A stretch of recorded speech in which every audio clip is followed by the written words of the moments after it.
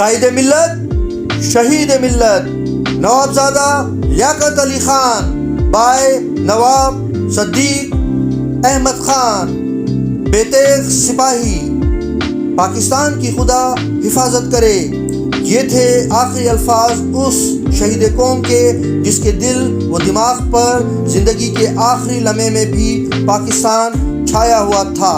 اس وقت نہ انہیں اپنی بےکس بیگم کا خیال آیا اور نہ معصوم بچوں کا۔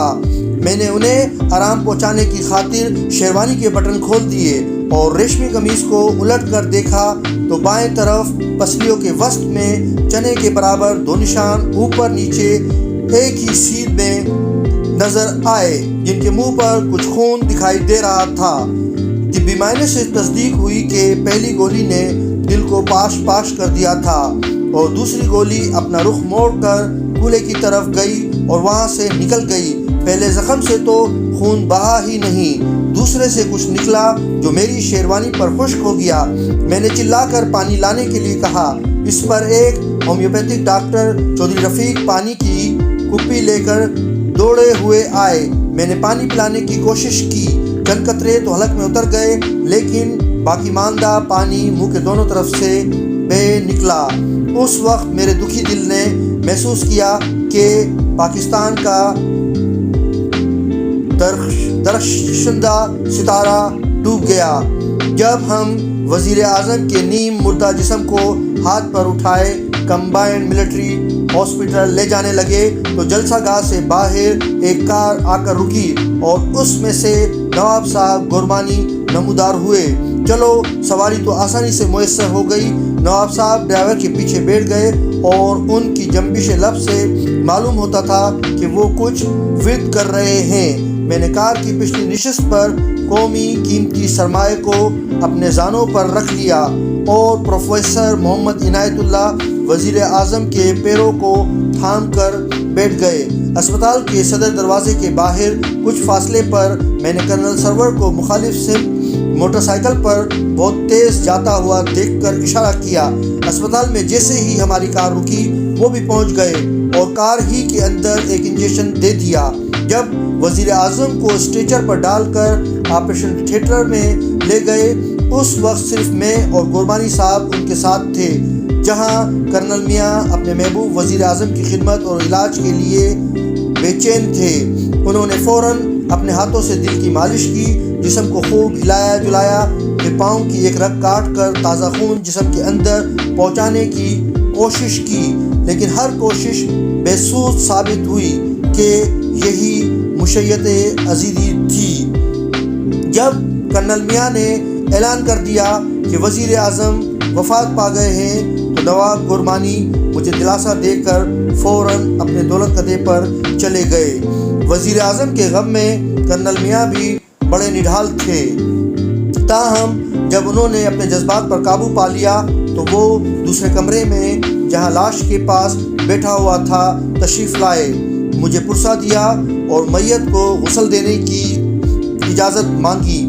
میں نے عرض کیا کہ شہید کا غسل میت اور کفن کی حاجت نہیں ہوتی، اسے اسی حالت میں دفن کر دینا چاہیے جس حالت میں اس نے جام شہادت نوش کیا ہو۔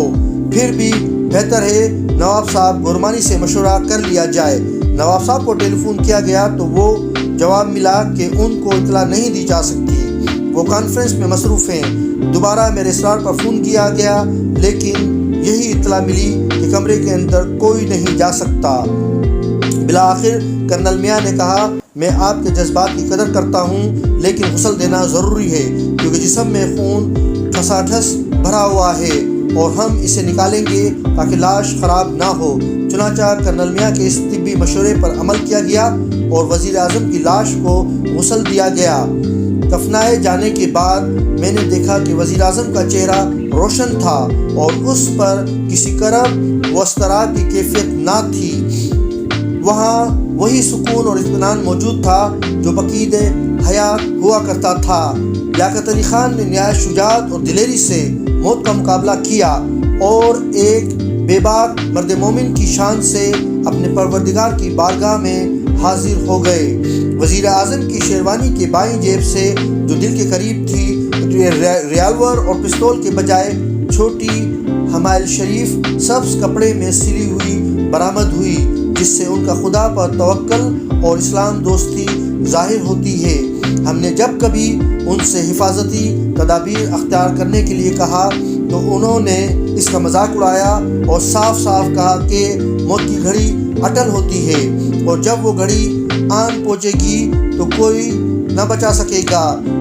ہمارے وزیر اعظم نے حقیقتاً ایک مہاجر کی زندگی بسر کی اور ایک مہاجر کی موت بغیر کوئی لمبا چوڑا اثاثہ چھوڑے مرے۔ ان کے بینک اکاؤنٹ سے پتہ چلا کہ وزیر اعظم صاحب، جن کا مقروض نہیں متمول رئیسوں میں شمار ہوتا تھا، واقعتاً ایک روایتی غریب مسلمان تھے۔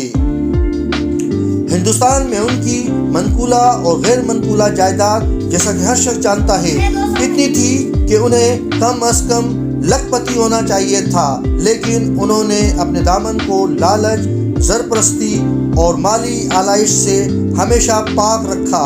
کئی بھارتی ہندو دوست ان کی ہندوستان کی جائیدادوں کے بدلے میں اپنی وہ جائیدادیں دینا چاہتے تھے جو پاکستان میں تھی۔ میرے ذاتی علم میں ہے کہ 2 صاحبوں کی پیشکش میرے توسط سے وزیر اعظم تک پہنچائی گئی۔ پہلے صاحب دہلی کے رئیس سر شوبھا سنگھ تھے، وہ اپنی لاہور کی جائیداد دے کر دہلی اور مظفر نگر کی جائیداد لینا چاہتے تھے۔ دوسرے صاحب بھارت کی وزارت زراعت کے سیکرٹری سردار داتار سنگھ تھے، جو ممڈوٹ ولا میں مقیم تھے اور اپنی لائل پور کی جائیداد دینا چاہتے تھے، لیکن وزیر اعظم صاحب کا ایک ہی جواب تھا کہ جب تک پاکستان میں آخری مہاجر نہیں بس جائے گا، مجھ پر پاکستان کی 1 انچ زمین بھی حرام ہے۔